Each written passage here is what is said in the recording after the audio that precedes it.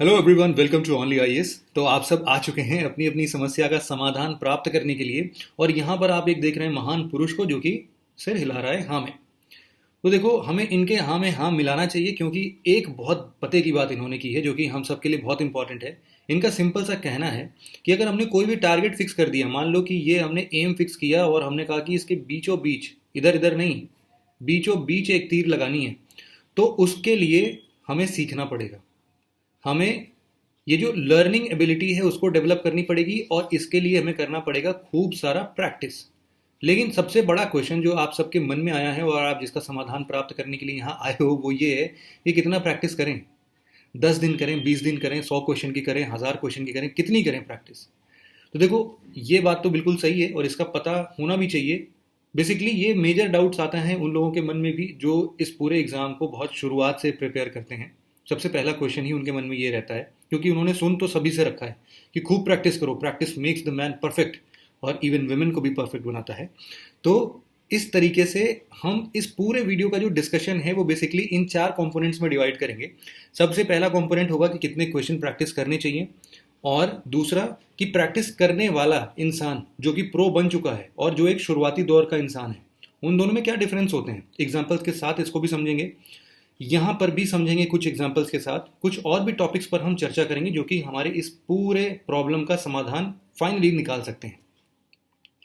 अब यहाँ पर इन सभी समस्या का समाधान आप एक और तरीके से प्राप्त कर सकते हैं, वो है डीपीपी के प्रोग्राम्स को ज्वाइन करके। आप इसको देख सकते हो, 31 मई से स्टार्ट हो रहा है और आप इसके लिए फर्दर डिस्कशन या डिस्क्रिप्शन के लिए dpp.onlyis.in पर जा सकते हो।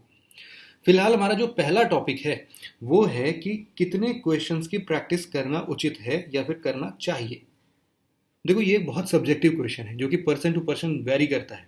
तो इसका कोई भी एक ऑब्सोल्यूट आंसर नहीं मिल सकता आपको कभी भी, और कोई बताए तो वो गलत बता रहा है। सिंपल सा बात है कि कोई भी टॉपिक को 2 पार्ट्स में हम डिवाइड करते हैं। मान लो कि हम कोई भी टॉपिक पढ़ रहे हैं, XYZ कोई टॉपिक है, उसको हमने पढ़ना स्टार्ट किया। इसमें कुछ कॉन्सेप्ट्स होंगे, कुछ फैक्ट्स होंगे।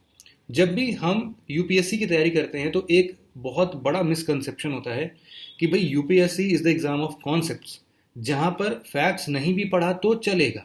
तो इन सब चीज़ों को समझने के लिए आप इस इमेज का सहारा ले सकते हो कि ये आप हो। आप अपने आप को जब शीशे में देखते हो ना, तो आप अपने आप को समझते हो सुपर हीरो, और आपको लगता है कि मैंने पढ़ लिया कॉन्सेप्ट, तो अब कोई टेंशन की बात नहीं है, सारा क्वेश्चन अब मेरे से सॉल्व हो जाएगा क्योंकि मेरे कॉन्सेप्ट्स बहुत ही अच्छे से क्लियर हैं। लेकिन आप यहाँ पर एक चीज़ मिस कर रहे हो। अगर आपको रियलिटी में ऐसा बनना है तो आपको पढ़ना पड़ेगा फैक्ट्स भी। अब इसके पीछे क्या रीजंस हैं, क्यों मैं ऐसा बोल रहा हूँ, कुछ एग्जांपल्स के बेसिस पर अगर समझेंगे तो बहुत अच्छा होगा। यूपीएससी मल्टीपल टाइम्स ऐसे क्वेश्चंस पूछता है जिसमें फैक्चुअल इंफॉर्मेशंस निहित होती हैं, इम्प्लिसिट होती हैं। तो आप कभी भी इस चीज़ को अवॉइड नहीं कर सकते, ठीक है। और यही कहीं ना कहीं आपको इस ओर इशारा करता है कि आपके टोटल नंबर ऑफ क्वेश्चंस कितने प्रैक्टिस करने चाहिए। क्यों? क्योंकि आपका फैक्ट्स कितना क्लियर है, आपका कॉन्सेप्ट तो चलो आप पता लगा सकते हो, लेकिन जब तक ये दोनों क्लियर नहीं हो जाते तब तक आपकी प्रैक्टिस कंटिन्यू होनी चाहिए। फॉर एग्जांपल, आपको क्वेश्चंस मिलेंगे, 2020 में ही ये जैसे क्वेश्चन आया था कि मूवमेंट और उनके पार्टिसिपेंट कौन है, या फिर यहाँ पर कौन उनको लीड कर रहा है। तो अगर आपने केवल और केवल एंटी टचेबिलिटी लीग पढ़ लिया है, ऑल इंडिया किसान सभा के बारे में पढ़ लिया है, बजाय इसके कि ये कौन से ईयर में आया था, या फिर इसको कौन लीड कर रहा था, कौन कौन से इसमें पार्टिसिपेंट्स थे, इसके क्या क्या फंडा थे, अगर आप इन फैक्ट्स पर गौर नहीं करोगे तो शायद ऐसे क्वेश्चंस आप कभी भी सॉल्व ना कर पाओ। सिमिलरली, फेमस प्लेसेस और स्टेट, जिसको हम लोग समझते हैं कि अरे ये क्वेश्चन तो यूजुअली स्टेट पीसीएस के एग्जाम्स में पूछे जाते हैं, यूपीएससी ऐसे क्वेश्चंस नहीं पूछता है, लेकिन फिर भी ऐसे क्वेश्चंस पूछे जाते हैं। और ऐसा भी नहीं है कि एक दो पूछे जाते हो, अच्छे खासे अमाउंट में पूछे जाते हैं। एक साल के पेपर में आप उठा के देख सकते हैं इस चीज़ को। तो यहाँ पर पता होना चाहिए कि एंशियंट इंडिया में ये कौन कौन से प्लेसेस हैं और ये अभी किस प्रेजेंट स्टेट में। तो हालांकि थोड़ा सा दिमाग लगाने की बात की गई है क्योंकि एंशियंट इंडिया को यूजुअली लोग इस तरीके से ट्रीट करते हैं कि फैक्ट्स हैं, कुछ बेसिक टाइमलाइन है जिसको पढ़ लेना चाहिए, लेकिन यहाँ पर एक इम्पॉर्टेंट रोल है मैप्स का, ठीक। अगर हमने मैप्स की स्टडी अच्छे से नहीं की है एंशियंट हिस्ट्री के साथ तो भी इश्यूज आ सकते हैं, और उसका एक जीता जागता एग्जाम्पल 2020 के इस क्वेश्चन से आप देख सकते हो। तो इवन एक क्वेश्चन यहाँ पर आपका और एड्रेस हो रहा है। बहुत सारे लोग ऐसा पूछते हैं कि आखिरकार, जैसे हमेशा मैं लोगों को ऐसा सॉल्यूशन देता हूँ कि आप प्रीवियस ईयर क्वेश्चंस को परसीव करो, उस पर अच्छी सी रिसर्च करो, स्टडी करो कि क्वेश्चंस बनते कैसे थे। उन लोगों को लगता है कि तैयारी तो अभी शुरू की नहीं है, क्वेश्चन सॉल्व कर नहीं पाएंगे, तो प्रीवियस ईयर के क्वेश्चन देख के हम क्या ही उखाड़ पाएंगे। देखो, ऐसा कुछ नहीं है। अभी मैंने इस क्वेश्चन को सॉल्व किया क्या, मुझे भी इसका आंसर नहीं आता है। तो क्या इससे ये परसीव नहीं हुआ कि हमें क्या ध्यान देना चाहिए पढ़ते टाइम? तो आगे से जब भी हम पढ़ेंगे तो हमें इस मैप के बेसिस पर भी पढ़ना चाहिए। तो हमें बेसिकली अपने इस पूरे क्वेश्चन पेपर को एनालिसिस इस बेसिस पर ही रखेंगे कि हम एक्चुअल में क्या सीख करना चाहते हैं, हमारा गोल क्या है यूपीएससी के प्रीलिम्स को क्लियर करना, और उसको क्लियर करने के लिए हमें क्या क्या पैटर्न्स फॉलो करने पड़ सकते हैं। तो हमने देखा कि केवल कॉन्सेप्ट्स ही नहीं बल्कि फैक्ट्स की भी ज़रूरत है, और फैक्ट्स बहुत सारे वेरिएबल रेंजेस में आते हैं, जिनमें से ये फेमस प्लेस और स्टेट हो सकता है, कोई पार्टिसिपेंट्स और उनके मूवमेंट से संबंधित हो सकता है, कोई इंप्लीमेंटिंग एजेंसी पर क्वेश्चन बन सकता है कि अब इस सर्विस एरिया अप्रोच को कौन इंप्लीमेंट करता है, तो ये पता होना चाहिए। सिमिलरली मिनिस्ट्री या स्पेशल ऑर्गेनाइजेशन कौन है जो कि उसको लीड कर रहा है, किस मिनिस्ट्री के अंदर कोई प्रोग्राम इंप्लीमेंट किया जा रहा है, तो वो सारी चीज़ें भी पता होनी चाहिए। साथ ही साथ ईयर ऑफ इंसिडेंट्स भी पता होना चाहिए, कि ऐसा नहीं है कि हमने कहा कि अरे अब इसका ईयर थोड़ी ना याद करेंगे, सारे कांग्रेस सेशंस थोड़ी ना रटने बैठेंगे। तो ये जो रटने वाली प्रथा है जिसको हम अभी तक अवॉइड करते हैं, तो मेरा इस पहले पॉइंट पर फोकस ये है कि अगर आपको ये निर्धारित करना है कि आपके कितने प्रैक्टिस के क्वेश्चंस बनने चाहिए, जिससे कि आप ये फिक्स कर सको कि इतने क्वेश्चन प्रैक्टिस कर लिए तो अपना बेड़ा पार हो जाएगा, उसके लिए सबसे पहले आपको प्रीवियस ईयर के पेपर को एनालाइज करना पड़ेगा, और पेपर के एनालिसिस के साथ साथ जितने भी फैक्चुअल और कॉन्सेप्चुअल बेसिस के क्वेश्चंस हैं ये आपके सॉल्व होना स्टार्ट हो जाने चाहिए। और ऐसा नहीं है कि जब आप 100 क्वेश्चन प्रैक्टिस करो तो 100 के 100 सॉल्व हो जाए तभी मानो, नहीं, ऐसा नहीं है। अगर आपके इन 100 क्वेश्चंस में से 50 से लेकर 70 क्वेश्चन सॉल्व हो पाते हैं तो भी आप समझो कि आप अच्छे लेवल पर हो। इसमें ये डिफ्रेंशिएट मत करना कि ये मेरे केवल फैक्चुअल बेसिस पर सही हो रहे हैं, ये केवल कॉन्सेप्चुअल बेसिस पर सही हो रहे हैं। एक बैलेंस अप्रोच अपनाते हुए आप 50 to 70 क्वेश्चन अगर सही कर पा रहे हो तो आप ये बोल सकते हो कि ठीक है, अभी मैं अच्छे लेवल पर पहुंच गया हूं। ठीक है, ये एक ऐसा पैटर्न होगा। इवन जैसे बहुत बार ऐसा होता है कि हमें पता है लगभग लगभग 40 क्वेश्चन आते रहते हैं, उसके बाद 10-12 क्वेश्चन ऐसे होते हैं जो हमारे स्मार्ट गेसिंग सेंस पर काम करते हैं। यहीं पर डिफरेंस आता है प्रैक्टिस का। तो प्रैक्टिस कितना करना चाहिए जितने से आप प्रो ना बन जाओ, और प्रो और एक बिगिनर में डिफरेंस क्या होता है एक बार उसको समझते हैं। यहाँ पर जैसा कि हमने बताया कि भाई ये जो प्रो है ना, उसने कभी शुरुआत में ये नहीं डिसाइड किया था कि मेरे को 5000 क्वेश्चन सॉल्व करना है, 6000 क्वेश्चन सॉल्व करना है तभी मैं प्रो बनूंगा। एक ग्रेजुअल प्रोसेस उसने अपनाया रहा, प्रैक्टिस रेगुलर बेसिस पर करता रहा, और इससे अब वो जाके समझता है कि प्रो हो गया। प्रो कैसा समझ में आता है, मान के चलो कि आप 100 क्वेश्चन सॉल्व करने बैठे और बहुत सारे ऐसे क्वेश्चन होंगे जो आपको आता है। मान के चलो कि इसमें से 35 से 40 क्वेश्चन आपको आते थे, आपने उनको सही भी कर दिए। ये बड़प्पन नहीं है। प्रो वो होता है ना जो इसके आगे बढ़ता है, फिर वो 15-20 क्वेश्चन और सॉल्व करता है। किससे, किस उम्मीद पर? देखो, प्रैक्टिस करने के 3 सेंस हो सकते हैं। अगर हम बहुत सारा प्रैक्टिस करते हैं ना तो हम किसी टॉपिक को अच्छे तरीके से इंटरलिंक कर सकते हैं। मतलब कि जब भी हमें क्वेश्चन नहीं आता है ना तो हम उधेड़-बुन में फंस जाते हैं, हम खोजने लग जाते हैं कि किसी टॉपिक से इंटरलिंक तो नहीं हो रहा, उससे इंटरलिंक करके शायद ये क्वेश्चन सॉल्व हो जाए। या तो हम एलिमिनेशन टेक्निक अपनाने लगते हैं कि एलिमिनेट करके आंसर तक तो नहीं पहुंच सकते, या फिर हम अपने कॉमन सेंस का यूज करना स्टार्ट करते हैं। तो प्रैक्टिस, या फिर जो ये प्रो पर्सन है जिसने खूब सारा प्रैक्टिस किया है, उसका ये 3 लेवल का ये जो एबिलिटी है वो काफ़ी हद तक इंप्रूव हो जाता है, जिसके बेसिस पर ये एक्स्ट्रा 15 से 20 क्वेश्चन लगा के आता है जो कि एक बिगिनर नहीं लगा सकता। वो ऐसे पोर्शंस होते हैं जो कि ना किसी ने पढ़ा है ना सुना है, मतलब सुना होता है बट इन 3 पर्पज से वो क्वेश्चन सॉल्व कर सकता है। और ये कैसे आता है? खूब सारे प्रैक्टिस से। तो प्रो और बिगिनर में क्या डिफरेंस है, इस क्वेश्चन के माध्यम से समझने की कोशिश करते हैं। मानो कि ये एक ऐसा क्वेश्चन है जो कि 2020 में आया था। इसमें सिंपल सी बात की गई है कि सोशल कॉस्ट ऑफ कार्बन एक टर्म है, ये ना किसी प्रो ने पढ़ा है और ना किसी बिगनर ने पढ़ा है, एकदम नया टर्म था, एग्जामिनेशन हॉल में पहली बार सुनने में आया, ऐसा मान के चलते हैं। और इसमें पूछा गया है कि ये बता भी दिया कि ये मॉनेटरी वैल्यू मेजर करता है। अब बताओ कि ये किस चीज़ की मॉनेटरी वैल्यू मेजर करता है। तो बिगनर माइट भी इस क्वेश्चन को ना अटेम्प्ट करें क्योंकि उसने कभी पढ़ा नहीं है, लेकिन जिसने प्रैक्टिस किया है उसको पता है कि देखो प्रैक्टिस किया है, वो 3 टेक्निक लगा के देखते हैं, इंटरलिंक करते हैं, एलिमिनेट करते हैं या कॉमन सेंस लगाते हैं। इन तीनों से कुछ ना कुछ तो फंसेगा अपना। इसने ये समझा कि देखो भाई, बात हुई है सोशल कॉस्ट की, और सोशल कॉस्ट में बात हमेशा सोसाइटी की होगी, किसी भी इंडिविजुअल लेवल की बात तो हो ही नहीं सकती। तो चौथा ऑप्शन जो है वो कंट्रीब्यूशन ऑफ इंडिविजुअल पर्सन की बात कर रहा है, तो ये ऑप्शन तो नहीं होगा। सोशल कॉस्ट ऑफ कार्बन, ऐसा सुनने में समझ में आ रहा है कि हम कोई बहुत गलत काम कर रहे हैं और उसका भुगतान करने के लिए ये ऐसा कुछ टर्म क्रिएट किया गया है ना। हम कभी भी कुछ भी चीज़ बोलते हैं ना कि इसका ये सोशल कॉस्ट है, हमें चुकाना पड़ रहा है, हमें भुगतान करना पड़ रहा है। तो वैसा ही कुछ टर्म लग रहा है, नहीं भी पढ़ा है तो भी इतना सेंस तो हम सब निकाल सकते हैं। तो तीसरा इसका लाइन आता है कि ये क्लाइमेट रिफ्यूजीज जितना एफर्ट लगा रहे हैं एक नए लाइफ को अडाप्ट करने के लिए नए प्लेस पर, उसका है। तो ये भी बात जमी नहीं कि यहाँ पर जो बर्डन है ना वो फील नहीं हो रहा था कि हमने कुछ गलत किया हो और उसको भुगतान करने के लिए, उसको चुकाने के लिए हमें ये देनी पड़ रही हो। बात आती है पहले और दूसरे स्टेटमेंट में। दूसरा स्टेटमेंट कहता है कि इसमें देश को जितना भी फॉसिल फ्यूल का रिक्वायरमेंट है जिससे कि वो गुड्स एंड सर्विसेज को लोगों तक पहुंचा सके, और इस पर जितना भी कॉस्ट इनकर हो रहा है वो सोशल कॉस्ट ऑफ कार्बन है। लेकिन देखो फिर भी यहाँ पर भी वो बात बनी नहीं अपनी कि वो जो बर्डन फील हो कि हम कुछ गलत कर रहे हैं। पहला स्टेटमेंट पढ़ो, long term damage done by ton of CO2 emission in a given year. समझ में आ रहा है कि हमने कुछ खराब काम कर दिया है, कार्बन डाइऑक्साइड को एटमॉस्फेयर में एमिट कर दिया, और वो भी कम नहीं 1 टन किया है। हो सकता है आप इस पे श्योर ना हो कि 1 टन होगा, 2 टन होगा, 5 टन होगा। यूपीएससी इन सब में बहुत ज़्यादा कंफ्यूज करती नहीं है। तो 1 टन है कि 2 टन है इससे कोई मतलब नहीं है, लेकिन ये लॉन्ग टर्म डैमेज कर रहा है और इसका हमें मॉनेटरी वैल्यू निकालना पड़ेगा। तो ये स्टेटमेंट सबसे फिट बैठेगा। तो इवन अगर ये क्वेश्चन किसी को नहीं भी आता है तो भी अगर एक प्रो को ये क्वेश्चन सॉल्व करना रहेगा तो वो हमेशा ए ऑप्शन पर टिक करके आएगा, जो कि सही भी है। तो इस तरीके से डिफरेंस आती है प्रैक्टिस में। क्यों आती है? क्योंकि वो रेगुलर प्रैक्टिस करते हैं। ये प्रैक्टिस उनको कॉन्फिडेंस देता है। ठीक है, कॉन्फिडेंस ऐसे क्वेश्चंस को सॉल्व करने का। अभी भी अगर आप बहुत अच्छे तरीके से मेरी बातों पर सहमति नहीं जता रहे हो तो एक और एग्जांपल लेते हैं। इस क्वेश्चन में बात की गई है कि कार्बन फुटप्रिंट को रिड्यूस करने के लिए या फिर इन्वायरमेंटल सस्टेनेबिलिटी को इंश्योर करने के लिए हम इनमें से रूरल रोड कंस्ट्रक्शन में कौन कौन सी चीज़ों को प्रेफर करते हैं।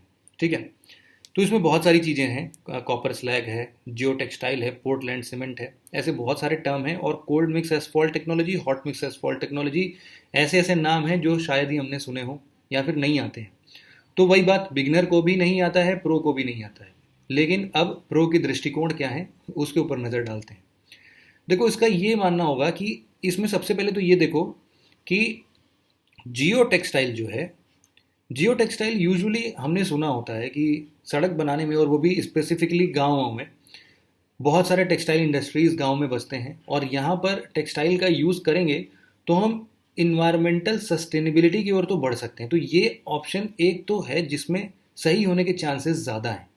तो हमने कहा कि चलो तीसरे ऑप्शन को पकड़ते हैं, ये 2 जगह मिल रहा है हमें। ठीक है, फिर अब एक बहुत ही सिंपल सा एक फंडा आया। मे बी आप इसको स्टुपिडिटी समझ सकते हो, बट स्टिल ऐसा होगा। देखो क्या है कि ये जो 2 टेक्नोलॉजी यूज़ की है ना, एसफॉल्ट टेक्नोलॉजी, मुझे पता नहीं है क्या है, लेकिन इतना पता है कि अगर दोनों ऑप्शन दिया है कोल्ड मिक्स और हॉट मिक्स, तो पहली बात तो ये दोनों टेक्नोलॉजी काफ़ी डिफरेंट होगी, इवन एक दूसरे के ऑपोजिट होगी। और इन दोनों में से कोई ना कोई एक ही सही होगा। मुझे पता नहीं कौन सा सही है, क्योंकि मुझे कुछ नहीं पता है कोल्ड मिक्स एसफॉल्ट क्या होता है, हॉट मिक्स एसफॉल्ट क्या होता है। लेकिन इन दोनों में से एटलीस्ट एक ही आंसर सही होगा, या तो हॉट होगा या कोल्ड होगा। इस वाले स्टेटमेंट में ना दोनों दिया हुआ है, तो एक टाइम पर दोनों ऑप्शन तो नहीं सही हो सकते। तो अगर मुझे टिक करना होगा या फिर किसी प्रो को टिक करना होगा तो मैं यूजुअली ए की तरफ जाऊंगा। अब आप ये बोलोगे कि सर एग्जाम में ना इतना दिमाग नहीं चलता है, तो बेशक है नहीं चलेगा, और इवन तब तो बिल्कुल नहीं चलेगा जब आपने प्रैक्टिस नहीं किया है। तो इसीलिए तो मैं बोल रहा हूँ कि प्रैक्टिस करना कितना इंपॉर्टेंट है वो समझो। आप इंपॉर्टेंस ऑफ प्रैक्टिसिंग समझो कि वो आपको नए नए ना ऐसे ऐसे कॉन्सेप्ट देता है जिसको आप यूपीएससी के एग्जामिनेशन हॉल में अप्लाई कर सकोगे, और मेजॉरिटी ऑफ द टाइम सही होते हैं। मैं यूँ नहीं बोलता कि 100% एफिशिएंसी है इसकी। 100% एफिशिएंसी तो आपके पढ़े हुए कॉन्सेप्ट्स की भी नहीं है, उसमें भी गलतियां हो जाती हैं, तो इसकी भी नहीं है। लेकिन हाँ, ये एक बेहतर अप्रोच है जिससे आप एक सही आंसर तक पहुंच सकते हो। मेरा सही आंसर 1 2 3 लगाने का होगा, और मे बी ये सही है, यही आंसर है इसका। और इवन इन 2 ऑप्शंस को एलिमिनेट करने का ये भी मतलब है ना कि आप ये भी समझो कि पोर्टलैंड सीमेंट हमें लगता है इतना पोल्यूशन करता है पोर्टलैंड सीमेंट, मतलब ये जो नॉर्मल सीमेंट हम यूज़ करते हैं, तो हम कभी भी इन्वायरमेंटल सस्टेनेबिलिटी की तरफ ये सीमेंट तो यूज़ नहीं करना चाहेंगे, और वो भी रूरल रोड कंस्ट्रक्शन में, है ना। तो इसीलिए इन दोनों ऑप्शंस को और भी एलिमिनेट किया जा सकता था। मतलब बहुत सारे ऐसे स्ट्रैटेजीज हैं जो कि आप अप्लाई करके इसके आंसर तक पहुंच सकते हो, इवन जब आपको क्वेश्चन नहीं पता है। और भी क्वेश्चंस देखते हैं। Legal service authority free legal service provide करता है किस टाइप ऑफ सिटीजन को? अब ये तो किसी भी पॉलिटी किताब में नहीं लिखा है, ना एम लक्ष्मीकांत में आपको जल्दी मिलेगा, या फिर ऐसे पोर्शंस में आपको नहीं मिलेगा। तो यहाँ पर एक और कॉमन चीज़ आती है, जो कि अभी हम आगे डिस्कस भी करेंगे कि प्रैक्टिसिंग से फ़ायदे क्या क्या हैं। यहाँ पर देखो, मैंने ये समझा कि इसमें 3 तरह के लोगों की बात की गई है। एक तो नॉर्मल पर्सन की बात की गई है, एक ट्रांसजेंडर की बात की गई है, और ओबीसी पर्सन्स की बात की गई है, और सीनियर सिटीजन्स की बात की गई है। मतलब सबसे पहला तो ये कि हम ऑब्सोल्यूट स्टेटमेंट्स को हटा दें। सभी सीनियर सिटीजन्स को फ्री लीगल एड, अरे भाई बहुत सारे मान के चलो विजय माल्या टाइप के सीनियर सिटीजन हैं, और इनके पास किसी चीज़ की कमी थोड़ी ना है, और कुछ क्रिमिनल्स हो सकते हैं, तो सभी सीनियर सिटीजन्स को हम फ्री लीगल सर्विस देंगे क्या? तो ये तो गलत बात है ना। तो चौथे ऑप्शन को तो पहले ही आप हटा दो। मतलब ऐसे तर्क आपके सामने आने चाहिए। आप अपने आप से क्वेश्चन करना स्टार्ट करो कि सभी सीनियर सिटीजन्स को हम देंगे? नहीं देंगे। बहुत अमीर अमीर सीनियर सिटीजन्स होते हैं, उनको फ्री लीगल सर्विस की ज़रूरत ही नहीं है, तो हम क्यों देंगे? हटा दिया चौथा ऑप्शन, 2 ऑप्शन एलिमिनेट भी हो गया। अब बात पक्की हो गई कि दूसरा वाला ऑप्शन तो हमारा सही होगा, क्योंकि दोनों में है। कन्फ्यूजन पहले और तीसरे में है, बस हमें ये इवेल्युएट करना है कि कौन सा ज़्यादा सही है। और अगर हमें ये पड़ जाए कि नहीं, इसका आंसर लगा के ही आना है, तो हम कौन से ऑप्शन को लगा के ही आएंगे, उसके बेसिस पर बात करते हैं। तो प्रो का दिमाग चला, उसने बोला कि देखो ओबीसी और नॉर्मल पर्सन की बात हो रही है। नॉर्मल पर्सन अगर एक साल में 1 लाख रुपए से कम कमाता है, तो मंथली खर्चा कितना आएगा आपके हिसाब से? 12,000 के आसपास, सॉरी 8,000 के आसपास आएगा। ठीक है, 12 8 सर 96 होता है, तो लगभग लगभग 8,000 का एक आएगा। तो 8,000 का खर्चा आपको भी पता है कि अगर पर डे के हिसाब से भी निकालें तो बहुत ज़्यादा नहीं है।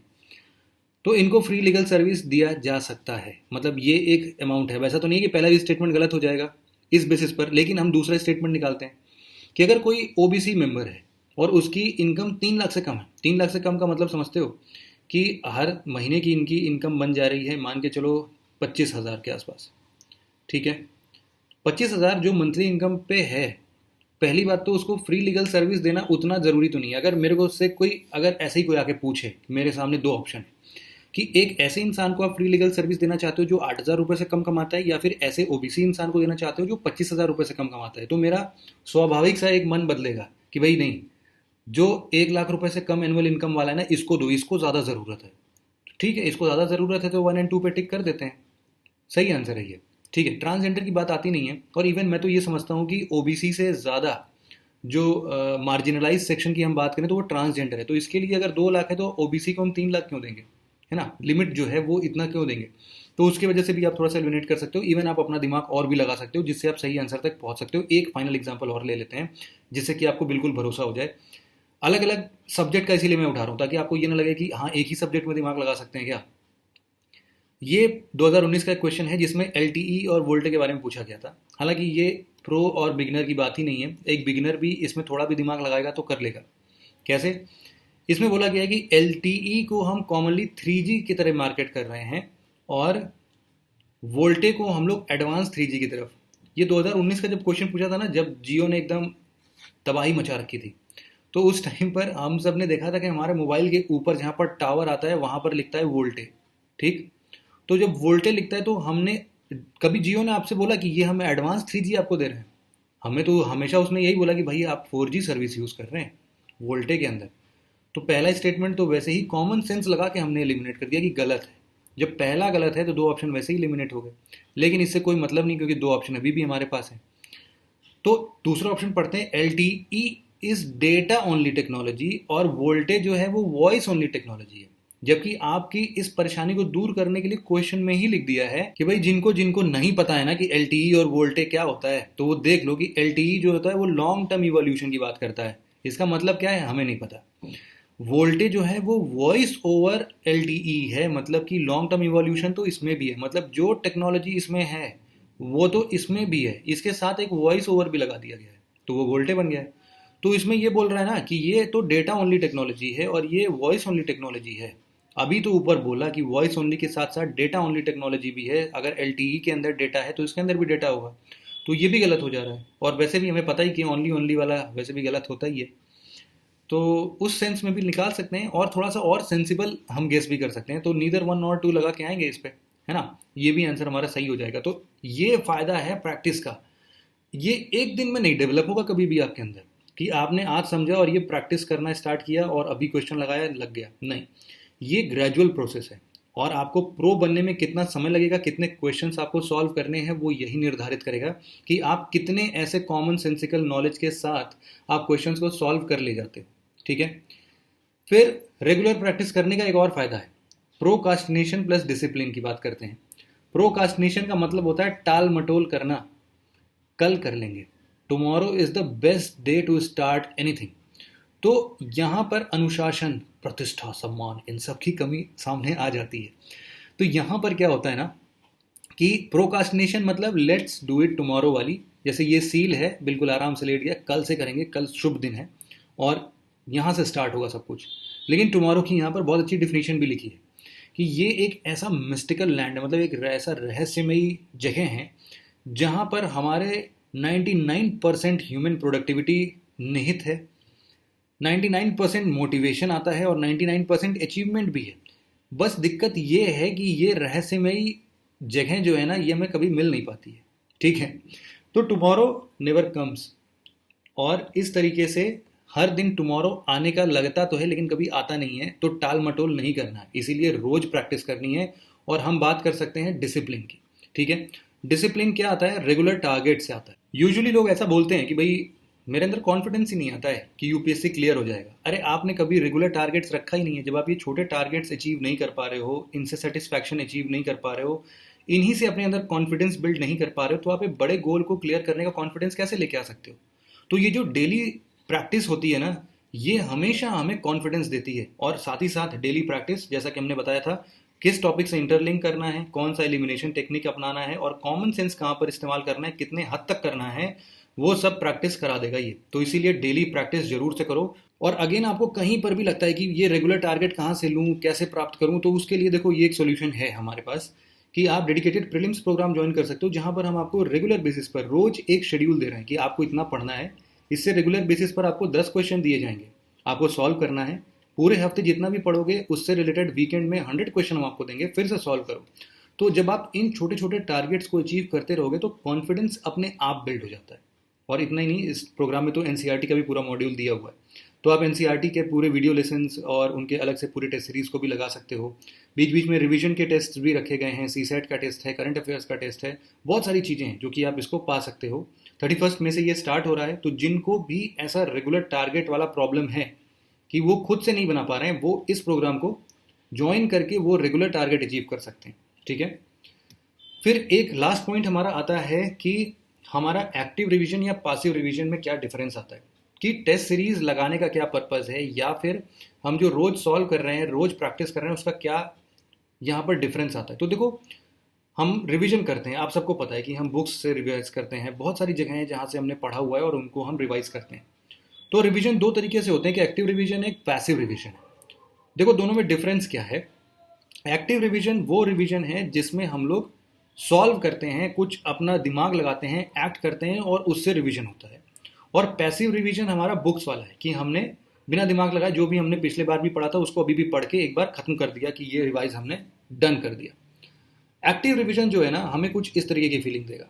देखो एक्टिव रिवीजन में मान लो कि आप जियोलॉजिकल स्ट्रक्चर ऑफ इंडिया के बारे में आपने अपने पैसिव रिवीजन में किसी किताबों में, किसी वेबसाइट पर आपने पढ़ा होगा, लेकिन जब आप क्वेश्चन सॉल्व करते हो ना, तो आपका एक्टिव पार्टिसिपेशन होता है कि ये हिमालय माउंटेन बेल्ट है, नागा लुशाई माउंटेन उसके ईस्ट में है, माउंटेन बिल्डिंग रीजन का बात किया गया है, इंडो गंगा प्लेन का बात किया गया है, और वो नॉर्दर्न पेनिनसुला से कैसे डिफ्रेंशिएट होता है। पेनिनसुला जो है वो क्या है, एक रिलेटिव इनस्टेबल पोजीशन है जहाँ पर सीस्मिक डिस्टर्बेंसेस हमेशा आते रहते हैं।